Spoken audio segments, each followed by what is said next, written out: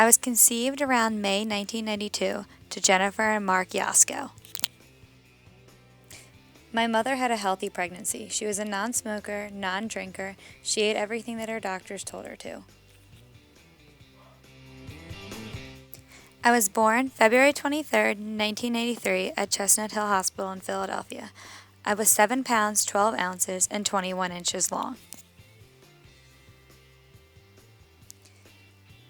I was baptized into the Catholic Church on March 12, 1993. During my first 2 years of life, I used a pacifier, and according to Freud, this is the oral stage of life that I was going through. I used this as a bodily pleasure. Erik Erikson's theory of trust versus mistrust shows that I had trusted my parents. They met all of my needs by feeding me, letting me sleep, and letting me grow as a person at this age. During my sensory motor stage, you could tell that I was living in the here and the now. I had no sense of language or thought, and I didn't know what was going on around me other than if I was happy, I would show it. Now, at 2 to 7 years of old, I would learn more and more about myself. According to Freud, during my anal stage, I learned I was potty trained at the age of 2.5.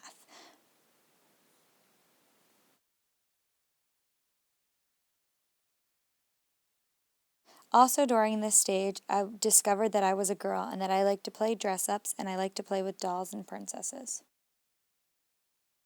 I learned how to control myself.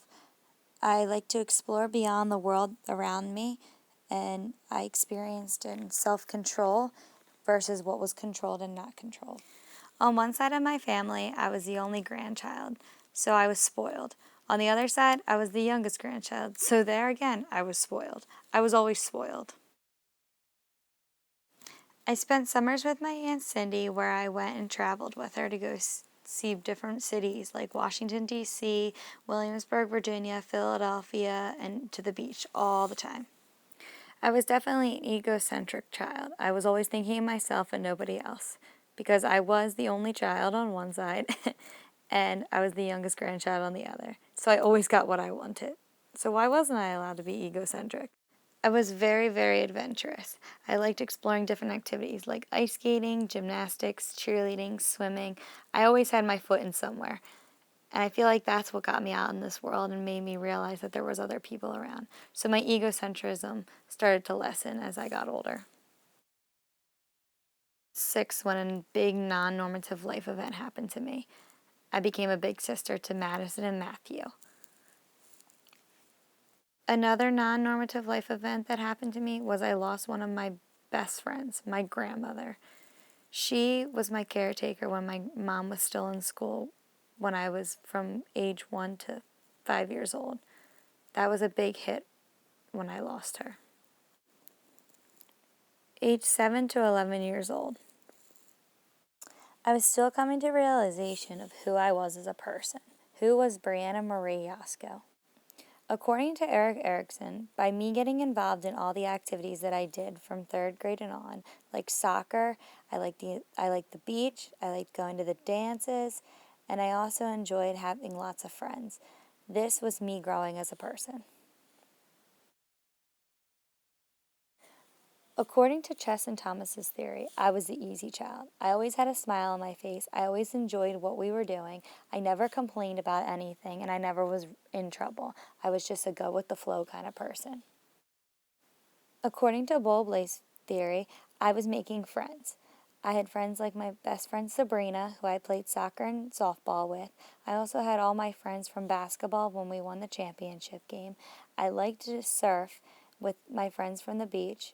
I was definitely exploring a world that I never knew, and I was learning from each and every person that was in my life. A non-normative life event that happened to me was when I switched from private school to public school. This was a big change. New things were coming for me.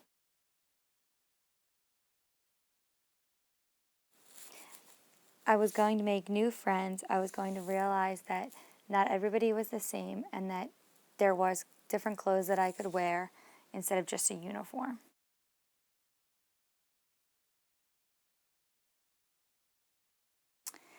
Another non-normative life event that happened to me was my parents had separated for 6 months.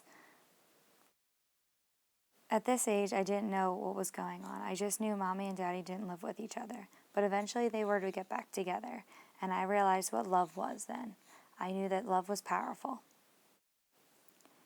12 to 18 years old is when I truly grew as the person I am today. I like to volunteer, I like to explore the world. I figured out what love was, and I found where my heart actually belongs in this world. First stage that I went through, according to Freud, was my genital stage, where I went through puberty at age 12. I learned that I was a girl and that things were happening to my body. I like to explore with my hair and makeup. According to Erickson, this was the stage that I was going through. I dyed my hair blonde and I started wearing makeup at the age of 12. My first boyfriend was Nick in 3rd grade. I remember he had blonde hair and blue eyes. I met my best friend, Emily. She will end up becoming my best friend for the rest of my life, and I know that. She is not going anywhere. I held many different jobs, like working in the pizzeria, working at BJ's Wholesale Club, and also I worked at Brewster's Ice Cream Shop. I was continuing to grow my friendships with people. I had my best friend Corey, who has been with me since kindergarten. I also had my group of girlfriends who I was friends with since middle school, and I made a lot of new friends along the way, especially Leslie, who changed my life and opened my eyes to bigger and better things, and to Sam, who I went on cruises with. My first stage of independence is when I got my license on August 24th, 2010.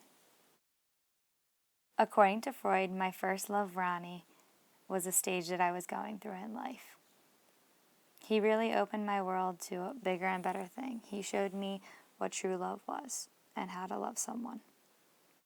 According to Erickson, I was a good student, I was an easy child, and I never was in trouble.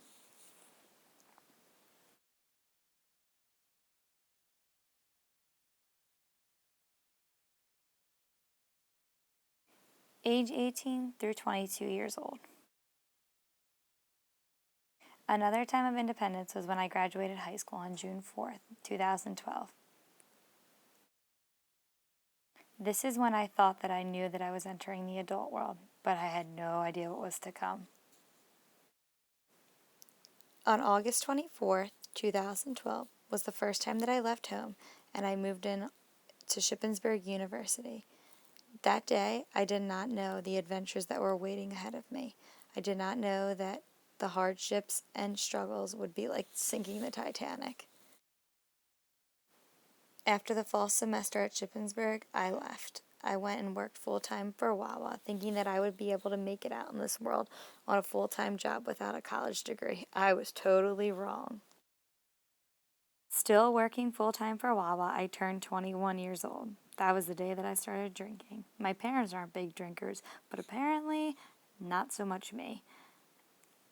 After exploring alcohol for a while, I realized that I needed to become more independent. I needed to stop drinking, so I bought my first car, a Subaru Crosstrek. It was a 2014. Once I started to have to pay the loans on the car, I realized that I needed to go back to school, so that's when I attended Harcum College. I found my happy place. I was a good student, I made honor roll, and now look at me. I'm about to graduate. I'm so excited.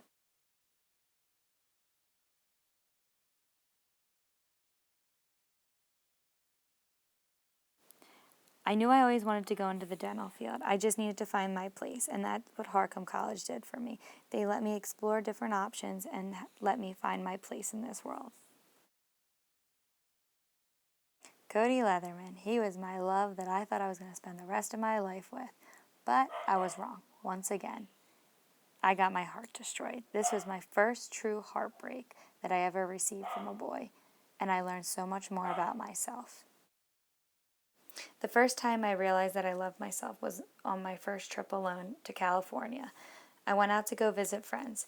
This trip did make me love myself, made me realize that the person I was becoming was a beautiful thing, and I have everything to thank for that trip. This was the trip that made me open my eyes and realize that I loved the person that I was becoming, and I have everything to thank from my past for that. According to Boblé, I was still making friends. I have to say that these friends that I've made within these past few years have impacted my life so much. They have been there through everything with me, whether I needed a hug or just a laugh. They have brought the best out of me. They've always seen me for being the good person that I've always been. They've always had my back with every decision I've ever made in life, whether it was a good one or a bad one. They always say that you're your biggest critic, but I have to say that my friends are my biggest critics, and that's okay with me. A non-normative life event that happened to me was when I lost my best friend Ben during a tragic accident. I will never take life for granted after this event. That's what it taught me. It taught me to always live every day to the fullest and never stop believing.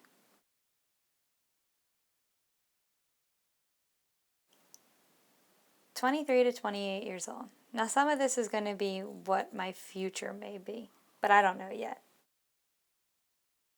I feel at 23 I will have gained full responsibility. I will have obtained a full-time dental position at an office, and I will also have graduated college and passed my boards.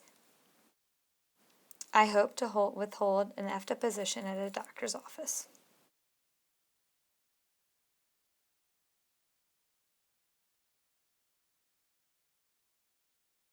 When I will feel that I have realized responsibility is when I have to start paying my school loans back. I'll hope to be married to the love of my life by age 25.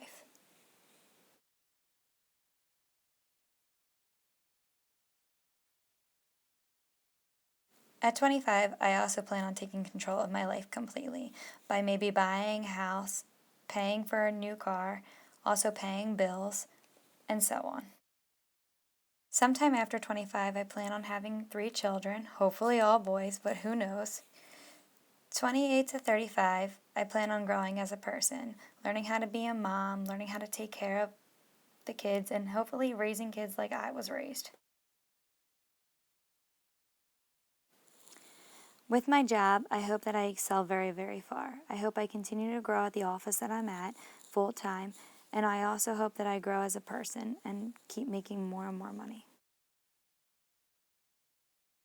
Maybe at this time, I will plan on going back to school to get my bachelor's in maybe business. I also plan on trying to travel the world, go see different places that I've never seen before. Age 35 to 45, I hope to continue to grow as a person. I know I have to accept the fact that I'll probably have wrinkles and I'll probably have some saggy skin, but it's okay, we'll get through it. I plan on being that parent who's involved in almost everything, whether it's sports, school, whatever my children are involved in, I want to be there and experience every step of the way.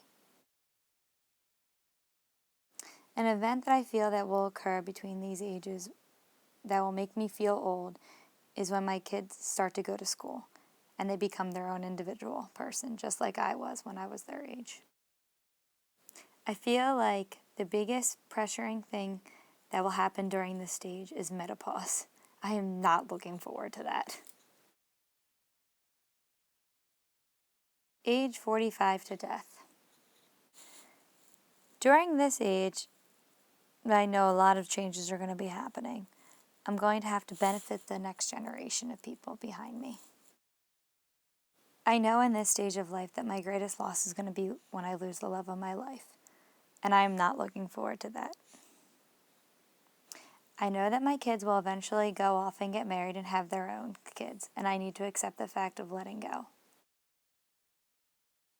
I plan on retiring at some time after 60 and being the best grandparent that I could ever be. I don't plan on dying until I'm like over 100 years old. That is my plan. So that's where my life's going to be, hopefully by then. The day that I die, I will know that I made a difference in this world, and I know that I have become the best person that I could ever be.